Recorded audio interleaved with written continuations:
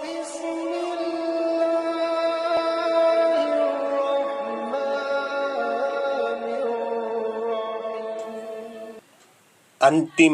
దైవ గ్రంథం ఖుర్ఆన్ 10 యూనుస్ సూరా ఆయత్ నంబర్ 21. وَإِذَا أَذَقْنَا النَّاسَ رَحْمَةً مِّن بَعْدِ ضَرَّاءَ مَسَّتْهُمْ إِذَا لَهُم مَّكْرٌ فِي آيَاتِنَا قُلِ اللَّهُ أَسْرَعُ مَكْرًا إِنَّ رُسُلَنَا يَكْتُبُونَ مَا تَمْكُرُونَ. ఆయత్ నంబర్ 21. ప్రజలపై ఆపద వచ్చి పడిన తరువాత మేము వారికి మా కారుణ్యం రుచి చూపితే వెంటనే వారు మా ఆయతులకు వ్యతిరేకంగా ఎత్తులు వేయడం మొదలెడతారు. ఎత్తులు వేయడములో అల్లాహ్ మీకంటే చాలా వేగం అని ఓ ప్రవక్త వారికి చెప్పు. నిశ్చయముగా మా దూతలు మీ ఎత్తులను వ్రాస్తున్నారు. 36. ఆపద తరువాత కారుణ్యం అంటే లేమి, దుర్భిక్షం, దారిద్ర్యం, కష్టాల తరువాత కలిమి ప్రాప్తించడం, ఆర్థిక వనరులు పుష్కలంగా లభ్యమవడము అని అర్థము. 37. అంటే వారు మా ప్రసాదితాలకు గాను కృతజ్ఞతలు తెలుపుకునే బదులు ధిక్కార వైఖరికి ఒడిగడతారు, షిర్కుకు పాల్పడతారు. దైవ ప్రసాదితాల పట్ల వారు అవలంబిస్తున్న ఈ వైఖరి కడు శోచనీయం. వారి ఎత్తుగడలు బహు చెడ్డవి. 38. అల్లా ఎత్తుగడలు వారి ఎత్తుల కన్నా చాలా వేగంగా సాగుతాయి.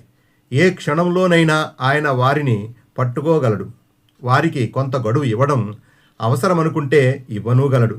అరబీలో మక్ర్ అంటే రహస్య ఉపాయం, రహస్య వ్యూహరచన అన్న అర్థాలు వస్తాయి.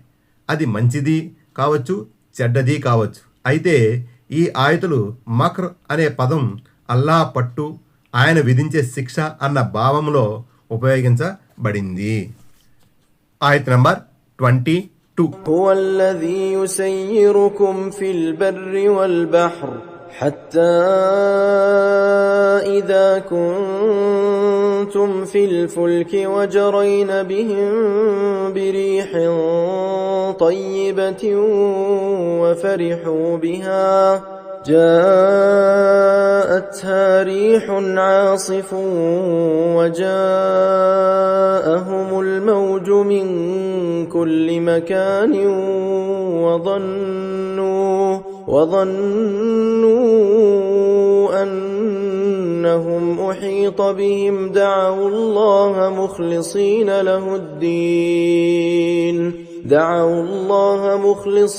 له الدين لئن أنجيتنا من هذه لنكونن من الشاكرين. ఆయత్ నంబర్ 22.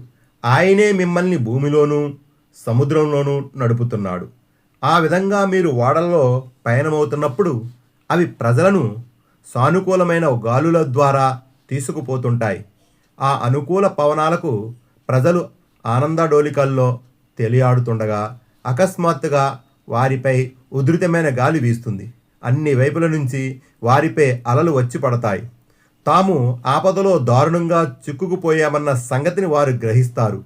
ఆ క్షణంలో తమ విశ్వాసాన్ని అల్లాకే ప్రత్యేకించుకుని, దేవా, నువ్వు గనుక మమ్మల్ని ఈ ఆపద నుండి గట్టెక్కిస్తే మేము తప్పకుండా నీకు కృతజ్ఞులమై ఉంటామని మొరపెట్టుకుంటారు.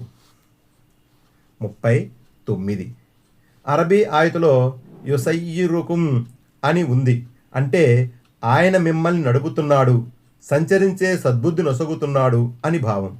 అంటే ఆయన ప్రసాదించిన కాళ్లతో మీరు నడుస్తున్నారు, ఆయన సమకూర్చిన వాహనాలపై మీరు ప్రయాణిస్తున్నారు. అలాగే ఓడల్ని, విమానాలను తయారు చేసే తెలివితేటలను ఆయన మీకు ప్రసాదించాడు. వాటి ద్వారా మీరు సముద్రయానం కూడా చేయగలుగుతున్నారు. 40.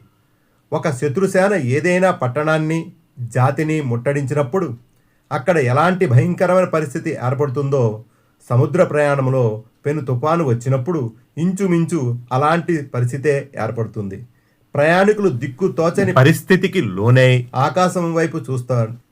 ఆ ఆపద నుండి గట్టెక్కించేవాడు ఆ నిజమైన దైవం తప్ప వేరొకరెవరూ కారన్న వాస్తవం ఆ క్షణంలో వారికి తెలిసి వస్తుంది. 41. ఆ క్లిష్ట సమయంలో వారు అణువణువున దేవుని ఏకత్వం గురించి సాక్ష్యమిస్తుంది.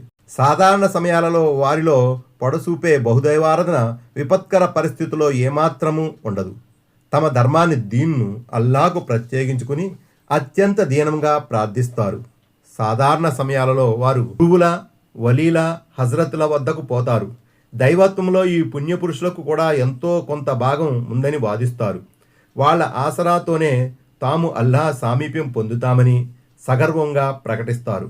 కానీ ఇలాంటి ఆపదల్లో చిక్కుకున్నప్పుడు ఈ పైశాచిక ఫిలాసఫీలన్నిటినీ వారు మర్చిపోతారు. ఆ కీలక సమయంలో వారికి ఒక్కడైన అల్లాహ్ మాత్రమే జ్ఞాపకం వస్తాడు. దీన్ని బట్టి అర్థమయ్యే ఒక ముఖ్య విషయం ఏమిటంటే, మానవుడు తన నైజం రీత్యా దేవుడు ఒక్కడే అన్న విషయాన్ని తెలుసుకుంటాడు. కానీ పరిస్థితుల ప్రభావానికి లోనై అతడు ఈ ప్రకృతి ధర్మాన్ని లోపలే అణచివేస్తాడు.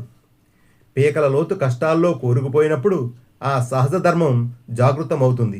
దీని ద్వారా అవగతమయ్యేది ఏమిటంటే, మానవ నైజం వాంఛించేది, మానవ సమాజం కాంక్షించేది ఏకదైవోపాసనే. దాని పట్ల అతడు వైముఖ్యం చూపలేడు. ఎందుకంటే దాని పట్ల అతను గనక వైముఖ్యం చూపాడంటే ప్రకృతి పట్ల వైముఖ్యం చూపినట్లే. ఇలాంటి వైముఖ్యం అతని మార్గవిహీనతకు లోను చేస్తుంది. రెండోది ఏమంటే, బహుదైవోపాసకులు ఇలాంటి ఆపదల్లో చిక్కుకున్నప్పుడల్లా తమ స్వకల్పిత దైవాలందరినీ వదిలిపెట్టేసి ఒక్కడైన అల్లాను నిజదైవాన్ని మాత్రమే మొరపెట్టుకునేవారు. అబూ జహల్ కుమారుడు హజరత్ ఇక్రిమా రజల్లా తాలా గురించి ఇలా అనబడింది: ఈయన మక్కా విజయం తర్వాత నగరం నుంచి పలాయనం చిత్తగించి మరో దేశానికి వెళ్ళిపోయే ఉద్దేశంతో ఓడలో కూర్చున్నాడు. ఓడ తుఫానులో చిక్కుకుంది. మీరంతా కలిసి ఒక్కడైన అల్లాను ప్రార్థించండి. ఈరోజు ఈ పెనుగాలి నుంచి ఒక్క అల్లాహ్ తప్ప మరెవ్వరూ కాపాడలేరు అని ఓడ నడిపేవాడు ప్రయాణులకు విజ్ఞప్తి చేశాడు. హజరత్ ఇక్రిమా రజల్లాహు ఈ మాటలు కనువిప్పు కలిగించాయి. సముద్రంలో పెను తుఫాను నుంచి కాపాడేవాడు అల్లాహ్ అయినప్పుడు భూభాగంపై కూడా ఆ అల్లాహే అందరినీ కాపాడేవాడై ఉంటాడు అని ఆయన అంతరాత్మ ప్రబోధించింది. ఈ తుఫాను బారి నుంచి కనుక తాను బ్రతికి బయటపడితే తిన్నగా మక్కాకు తిరిగి వెళ్ళి ఇస్లాం స్వీకరిస్తానని ఆయన సంకల్పించుకున్నారు. ఆఖరికి అనుకున్నట్లే ఆయన మక్కా నగరానికి తిరిగి వచ్చి దైవ ప్రవక్త సల్లల్లాహు అలైహి వసల్లం వారి సమక్షంలో ముస్లింలయ్యారు. సుననే నసాయి, అబూ దావూద్ హదీస్ నెంబర్ 2683. అల్ బానీ గారు దీనిని సహీహ గ్రంథంలో పేర్కొన్నారు, నెంబరు 1723. కానీ అత్యంత శోచనీయమైన విషయం ఏమిటంటే, నేడు ముహమ్మద్ సల్లల్లాహు అలైహి వసల్లం గారి అనుచర సమాజం షిర్కు బహుదైవోపాసన ఊబిలో దారుణంగా కూరుకుపోయి ఉంది. ఆపద సమయాలలో సైతం వారు అల్లాహ్ వైపుకు మరలటం లేదు. సరికదా, మృత్యు ఒడిలోకి చేరిన పుణ్యపురుషుల సమాధులనే ఆశ్రయించి సహాయం కొరకు వాళ్ళనే మొరపెట్టుకుంటున్నారు. ఇన్నా లిల్లాహి వ ఇన్నా ఇలైహి రాజిఊన్. ఆయత నంబర్ 23. فلما أنجاهم إذا هم يبغون في الأرض بغير الحق يا أيها الناس إنما بغيكم على أنفسكم متاع الحياة الدنيا ثم إلينا مرجعكم فننبئكم بما كنتم تعملون. ఆయత నంబర్ 23. మరి అల్లాహ్ వారిని కాపాడగానే వారి భూమిలో అన్యాయంగా తిరగబడతారు. ప్రజలారా, మీ ఈ తిరుగుబాటు ధోరణి మీకే హానికరం. ప్రాపంచిక జీవితపు ప్రయోజనాలు కొన్నాళ్ళు మాత్రమే. ఆ తరువాత మీరు మా వద్దకే మరలి రావలసి ఉంది. అప్పుడు మేము మీరు చేస్తూ ఉండిన కర్మలన్నిటినీ మీకు తెలియబరుస్తాము. 42. ఇది మనిషిలోని కృతజ్ఞత భావానికి, చేసిన మేలును మరిచిపోయే స్వభావానికి తార్కాణం. ఈ సూరాలో 12వ ఆయతులో కూడా అతనిలోని ఈ కృతజ్ఞతను ఎత్తి చూపడం జరిగింది. దివ్య ఖురాన్లో అనేక చోట్ల ఇలాంటి ప్రస్తావన పునరావృతం అవుతూ ఉంటుంది. మనిషిలోని ఈ చెడుగును పారద్రోలడమే దీని అసలు ఉద్దేశం. 43. మీ మిడుసుపాటు కొన్నాళ్ళు మాత్రమే. ప్రాపంచిక జీవితం క్షణ భంగురం. మీరు ఎంత అదిరిపడినా కడకు మా వద్దకు రాక తప్పదు. మీ చిట్టాపద్దులన్నీ మీ ముందు సమర్పించబడతాయి. మీ దుష్కర్మలపై మిమ్మల్ని నిలదీయడము, శిక్షించడం కూడా ఖాయం.